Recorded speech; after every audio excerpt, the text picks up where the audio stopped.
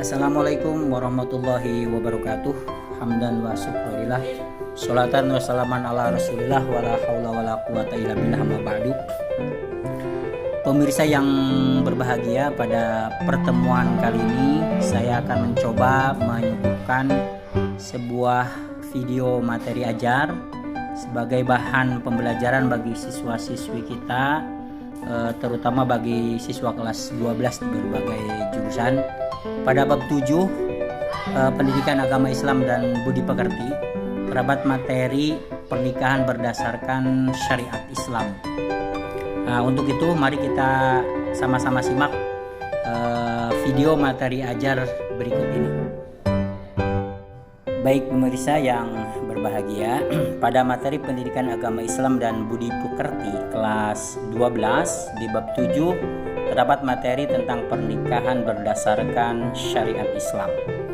Nah, untuk mempelajari atau membahas pernikahan berdasarkan syariat Islam, kita lihat dulu di sini ada peta konsep materi mengenai pernikahan berdasarkan syariat Islam. Di sini ada beberapa sub pokok materi. Yang pertama yaitu ketentuan pernikahan dalam Islam, yang kedua hikmah pernikahan dalam Islam, kemudian yang ketiga pernikahan dalam Undang-Undang Pernikahan Republik Indonesia, yang keempat hak dan kewajiban suami istri, dan yang kelima sikap dan perilaku saling menasehati. Baik pemirsa, kita saksikan selanjutnya ada ilustrasi. Di sini ada ilustrasi prosesi pernikahan berdasarkan syariat Islam. Di sini kita bisa dilihat bahwa terdapat beberapa orang, ya mungkin diantaranya itu ada seorang wali, ada dua orang saksi, kemudian calon suami dan juga calon seorang istri. Kalau kita lihat pada materi fikih tentang rukun dan syarat pernikahan, di sini para ahli fikih atau ulama fikih berbeda pendapat dalam hal menentukan rukun dan syarat pernikahan. Perbedaan tersebut adalah dalam menempatkan mana yang termasuk syarat dan mana yang termasuk rukun. Jumhur ulama sebagaimana juga mazhab Syafi'i mengemukakan bahwa rukun nikah itu ada 5. Di antaranya yaitu calon suami, calon istri, wali, 2 orang saksi, dan sigot atau ijab qabul. Nah, ketika rukun tersebut sudah terpenuhi, maka ijab qabul atau prosesi akad nikah bisa dilaksanakan. Nah, kemudian selanjutnya di sini ada hikmah daripada pernikahan berdasarkan syariat Islam. Setelahnya kita atau umat Islam melaksanakan akad nikah pernikahan, tentunya ada hikmah di balik nikah berdasarkan syariat Islam. Di antaranya hikmah yang dapat kita petik atau hikmah yang dapat kita ambil, yang pertama yaitu terciptanya hubungan antara laki-laki dan perempuan yang bukan mahram, yang terjalin dalam ikatan suci yang halal dan diridhoi oleh Allah Subhanahu wa Ta'ala. Jadi hubungan antara seorang laki-laki dan perempuan yang bukan mahram melalui akad nikah menjadi halal dan diridhoi oleh Allah Subhanahu wa Ta'ala. Kemudian hikmah yang kedua, di balik pernikahan berdasarkan syariat Islam itu, kita akan mendapatkan keturunan yang sah dari hasil pernikahan. Tentunya kalau keturunan kita sah, berarti mereka adalah ahli waris kita yang sah. Nah, kemudian yang ketiga, hikmah daripada pernikahan berdasarkan syariat Islam, kita terpelihara kehormatan atau terpeliharanya kehormatan seorang suami ataupun istri dari perbuatan zina. Yang keempat, hikmah daripada pernikahan terjadinya kerjasama antara suami dan istri dalam mendidik anak dan menjaga kehidupannya, menjaga rumah tangga. Nah, itu adalah hikmah yang keempat. Yang kemudian yang kelima, terjalinnya silaturahmi antar keluarga besar, pihak suami dan pihak istri.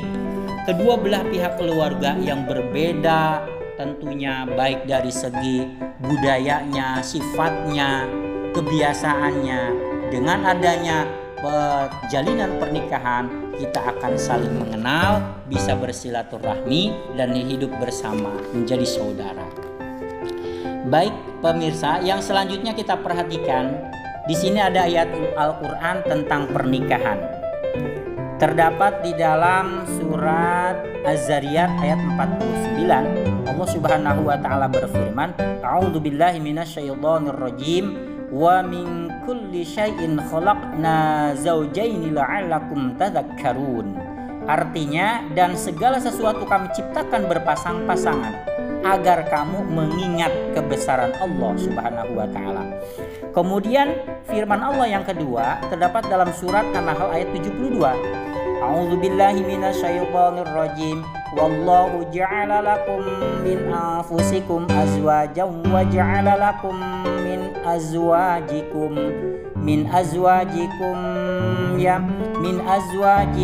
banina wa hafadatan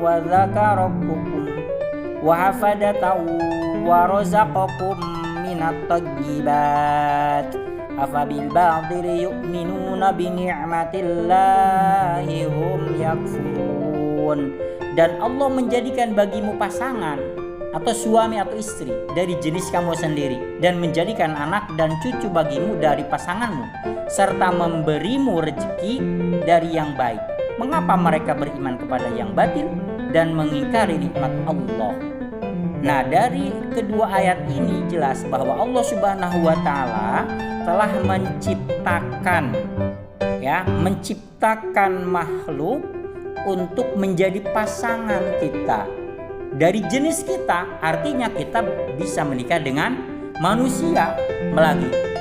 Ya, bisa menikah dengan jenis kita sesama manusia. Bukan berarti kita menikah dengan hewan atau dengan jin, setan dan sebagainya, tetapi dengan sesama jenis kita, dengan sesama manusia yang berlawanan jenis tentunya. Nah, kemudian selanjutnya kita perhatikan pernikahan dalam Undang-Undang Republik Indonesia. Nah, di negara kita, negara Indonesia, pemerintah mengatur terkait undang-undang perkawinan. Itu diatur di dalam Undang-Undang Nomor 1 Tahun 1974. Adapun pengertian perkawinan menurut Undang-Undang 1 Tahun 1974 Pasal 1, ya, perkawinan adalah ikatan batin antara seorang pria dengan seorang wanita sebagai suami istri dengan tujuan membentuk keluarga atau rumah tangga yang bahagia dan kekal berdasarkan ketuhanan yang Maha Esa. Di sini jelas, ini sangat bertentangan dengan fenomena yang terjadi pada akhir-akhir ini saat ini. Banyak perkawinan antar jenis, ya, lelaki dengan lelaki, wanita dengan wanita, atau sering disebut dengan LGBT. Itu sangat bertentangan, bukan hanya dengan bertentangan dengan syariat Islam, bahkan dengan aturan pemerintah pun ini sangat bertentangan, bertolak belakang. Di situ jelas disebutkan bahwa perkawinan itu ikatan batin antara seorang pria dan wanita. Ketika ada seseorang menikah dengan pria, wanita dengan wanita, berarti sudah bertentangan dengan undang-undang, apalagi dengan syariat Islam. Selanjutnya, pemirsa yang berbahagia, ada hak dan kewajiban suami istri. Ketika jalinan akad nikah atau akad pernikahan telah dilangsungkan, maka akan timbul hak dan kewajiban antara suami dan istri. Di sini kita bisa urai, ya, kewajiban bersama suami dan istri, yaitu memelihara dan mendidik anak dengan sebaik-baiknya. Kemudian berbuat baik terhadap mertua atau orang tua, ya, ipar dan kerabat lainnya, baik dari itu suami atau sebaliknya dari istri. Kemudian setia dalam hubungan rumah tangga dan memelihara keutuhan dengan berusaha melakukan pergaulan secara bijaksana, rukun, damai dan harmonis. Saling bantu-membantu antara keduanya, menjaga penampilan lahiriah dalam rangka merawat keutuhan cinta dan kasih sayang di antara keduanya. Sebagaimana firman Allah ya, dijelaskan dalam surat At-Tahrim ayat 6, kemudian An-Nisa ayat 36 dan juga Al-Maidah ayat 2. Selanjutnya kewajiban suami terhadap istri.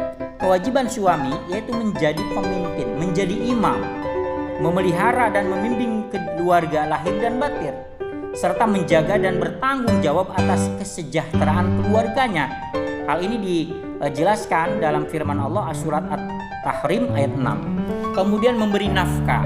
Ini kewajiban suami ya kepada keluarganya. Memberi nafkah, pakaian dan tempat tinggal kepada istri dan anaknya sesuai dengan kemampuan. Sesuai dengan kemampuan yang diusahakan secara maksimal. Kemudian bergaul dengan istri secara ma'ruf dan memperlakukan keluarganya dengan cara baik. Kemudian masing-masing anggota keluarga terutama suami dan istri bertanggung jawab sesuai fungsi dan peranannya masing-masing. Kemudian memberi kebebasan berpikir, bertindak. Kita beri kebebasan kepada istri sepanjang sesuai dengan norma-norma Islam. Membantu tugas-tugas istri serta tidak mempersulit kegiatan istri. Itu diantaranya kewajiban suami terhadap istri. Adapun kewajiban istri terhadap suami yaitu taat. Ini yang paling penting. Istri harus taat kepada suami. Istri yang setia kepada suaminya berarti telah mengimbangi kewajiban suaminya kepadanya. Ketaatan istri kepada suami hanya dalam hal kebaikan. Jika suami meminta istri untuk melakukan sesuatu yang bertentangan dengan syariat Islam, maka istri wajib untuk menolaknya. Ya, tidak ada ketaatan kepada manusia dalam kemaksiatan kepada Allah Subhanahu wa taala. Kemudian selalu menjaga diri dan kehormatan dirinya dan keluarganya. Bersyukur atas nafkah yang diterima dan menggunakannya dengan sebaik-baiknya. Kemudian membantu suami dan mengatur rumah tangga sebaik mungkin. Nah, di sini kita bisa lihat ya urutan ketaatan ya. Ketaatan antara suami dan istri. Suami urutan ketaatannya pertama kepada Allah, kemudian kepada Rasulullah, kemudian kepada orang tua, baik orang tua kandung maupun kepada mertuanya. Adapun seorang istri, ya urutan ketaatannya kepada Allah, kepada Rasulullah, kemudian kepada suami, baru kepada orang tua. Karena sekarang statusnya sudah menjadi istri, maka yang harus didahulukan ketaatannya adalah kepada suami, baru kepada orang tua. Baik pemirsa yang budiman, selanjutnya sikap dan perilaku saling menasehati. Di dalam sebuah rumah tangga tentunya kita sebagai manusia biasa tidak akan terlepas dari perselisihan. Itu pasti akan ditemui oleh setiap orang yang berumah tangga. Nah, oleh karena itu dengan adanya sikap dan perilaku saling menasehati, kita akan tetap bisa menjaga kerukunan, kebersamaan, persatuan di dalam jalinan rumah tangga. Nah, itu pemirsa yang dapat disampaikan. Semoga mudah-mudahan kita semua menjadi seorang yang dapat menjalin rumah tangga yang sakinah, mawaddah, warahmah, selamanya berada dalam limpahan rahmat dan barokah dari Allah Subhanahu wa taala. Amin ya rabbal alamin. Terima kasih atas perhatiannya. Semoga bermanfaat. Wassalamualaikum warahmatullahi wabarakatuh.